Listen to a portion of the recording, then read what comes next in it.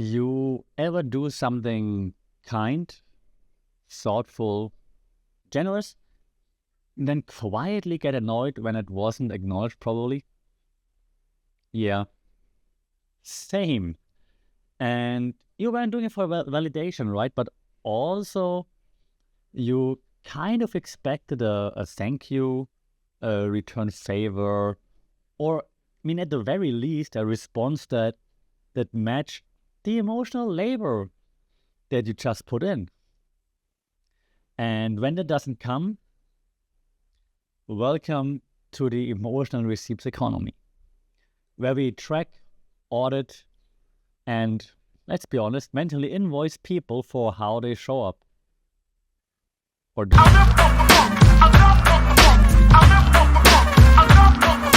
Wake up and welcome to another episode here for the Fun Report, Mindful Media and Communication. Today, I'm all emotional about it because we're talking about emotional receipts and the economy around it. We don't want payback, but what we do want is matching energy. So let's start with the obvious here, okay? Most people do not walk around thinking, I did this, so you owe me that. We don't, right? That's not how it is. At least we don't say it out loud anyway. But inside we're tracking. And not because you're petty, but because that's how we're wired. People are wired for reciprocity. So when someone doesn't respond, reciprocate, or at least acknowledge what we've done or shared, it doesn't just feel disappointing. It feels like, like an imbalance. And what do we do when something feels unfair? We keep track, we keep score. So as always, there are theories to it. So let's look into the theories behind pettiness, if you will. One theory, we mentioned it just a few times on the pod, it's called equity theory. So equity theory says we evaluate relationships based on perceived fairness. So what we give versus what we get. The moment that ratio feels off, the tension builds. Not always outwardly, but internally. Resentment, distance, passive withdrawal. And even if the imbalance isn't intentional, it still registers. Because very often it's not intentional, right? People don't walk around and be like, I'm going to be a dick to you. No, but they are. And so it registers internally. And that happens especially when it comes to emotionally one-sided dynamics. When you put in so much emotions, but then the other party, person, whoever does not. So for example, you listen to someone's problems week after week after week, and when you finally went, they say, oh wow, that sucks, and change the subject. That's an equity violation, right? And your internal scoreboard goes like, -1. And it logs the deduction. And there's another theory that relates to that. We call that, and that's a new one for this pod, we call that the face work and expectancy violation theory.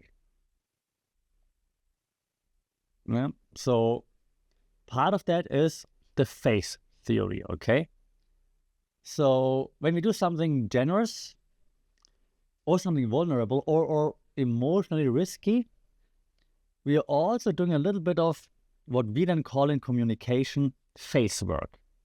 We are managing how we're seen, right? Because you're letting down your guards, you're letting someone in, you're sharing more of yourself. So when you do that and someone responds in a way that feels underwhelming or out of sync, it doesn't just feel disappointing. It feels like a violation of what we expected based on the script that we're all pretending to follow. It's like, I'm vulnerable now.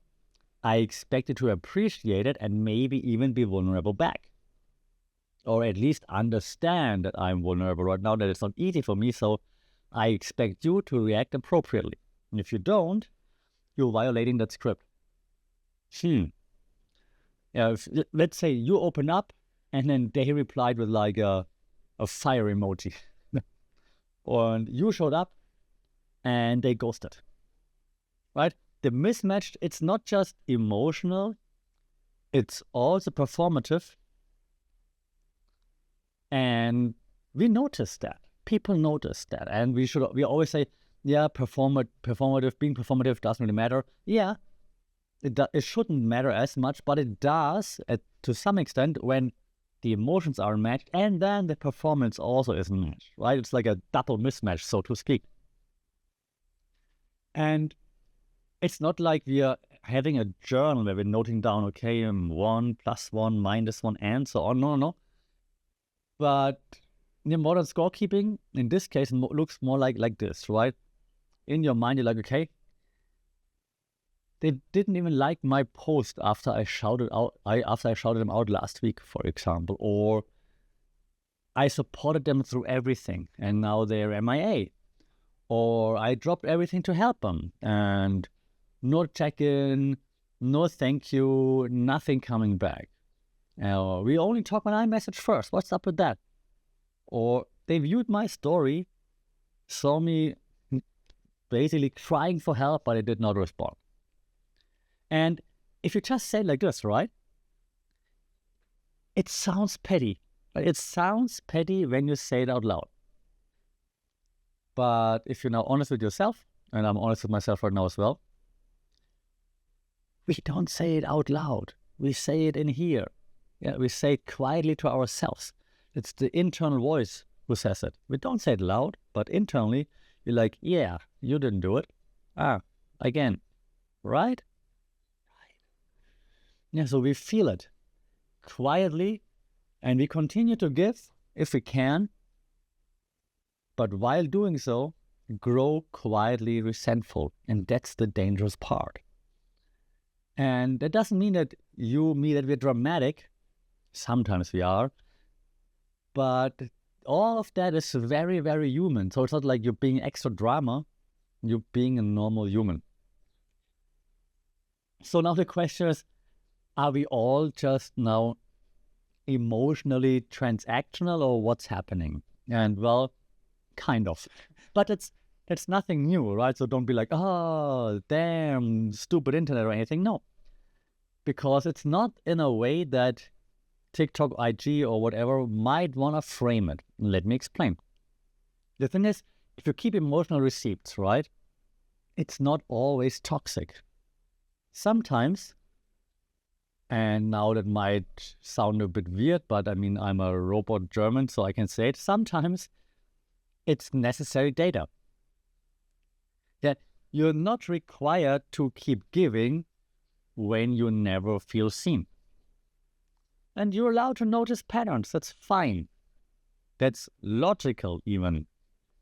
Mr. Spock or Sheldon would agree. And you are allowed to recalibrate your energy distribution. Yeah, who says you can't change the way you put out your energy? What becomes unhealthy is when the entire relationship becomes like, a silent scorecard. When you don't change anything, but you just keep score the whole time. So when nothing can happen without being logged, weighed, measured, or resented even in the end. And at that point, it's not a relationship, and be it like a romantic one, a professional one, a friendly relationship, whatever it might be, right? But at that point, it's nothing of that anymore. It's just an audit. And you don't want to be the IRS, right? In this case. So now the second question we're asking today, can we disrupt that receipt mindset without becoming like dormant? How do we interrupt this? Well, communications research suggests that there are like a few things we can try. One thing that we can try when we notice this, the way we communicate, is that we can call the pattern before the person. Meaning, instead of blaming someone or calling someone out right away, like instead of, you never show up for me, you could say, okay, I've noticed I tend to, initiate or maybe invest a bit more in this dynamic that we're having here. Have you noticed that too? And it's not about winning the scoreboard, right? It's not about like, I'm up 2 points. It's about like pulling that game kind of into like daylight so that it's obvious. And then the other party, team, whatever, could be like, oh yeah, now that you say it, damn, I realized, I didn't notice, but I'm so yeah. And then they can change their behavior as well and the way they communicate, right? So that's the ball's in their court, so to speak. That's one thing. The second thing, a bit harder, I think. We try to give the tip that you check your hidden expectations. Because let's be honest, when you're doing something nice, were you really being generous? Or were you low-key trying to be perceived as generous? Yeah, sometimes we, as people, confuse acts of care with reputation management. And when people don't respond accordingly, our ego takes a big hit. Now, I'm not saying that's always the case, because it's not. But sometimes it might be the case. Like, I'm going to do something nice right now so that you know that I'm really nice, and then it doesn't get reciprocated. You're like, hey, I did this just so that you know, oh, damn it. Yeah, so check your ego. You can do it quietly. Don't feel offended now. Everyone has to do that. Yeah, we are all doing that. Last thing, and that's like I think, most basic question, and we ask this a lot, but that shows how important it is. Would I still do this if it went unnoticed? If the answer is yes, you're probably in alignment. If not, maybe it's time to rethink that exchange rate that you're asking for. And again, that's a question you ask yourself. And even if the answer is no, that's okay, because then you'll realize what you're doing. All right? So, of course, it's always good to give, right? But don't keep the invoice open all the time, okay? There's nothing wrong with wanting energy to match, but if you're constantly logging emotional transactions and how people react to you, chances are you might be under-communicating, you might be overperforming, or you might be in a dynamic that's quietly draining your energy. So maybe this week now, check that mental spreadsheet of yours that you have up here in your mind. It's not to punish anyone, but to ask, is this still worth the cost of entry? And I don't want to sound too much like in a TEDx talk right now, but I'm going to do it anyways. A care doesn't always require a receipt, but connection does require a response. Otherwise, there's no communication. And that's what this podcast is all about. Mindful media and communication. That's it for this week. If you have experiences in this regard, I really like to hear how you handle all that. If you have any questions in this regard, if you have any observations, shout out at funkitpod on social media, funkitpod@gmail.com. Leave comments on Spotify. If you're listening on Spotify, it would be fantastic. Show some love to the algo. You know how it works. It would be also very much appreciated. Until then, stay safe, take care, communicate, don't keep score too much, and we'll see and talk to each other next week. Love you.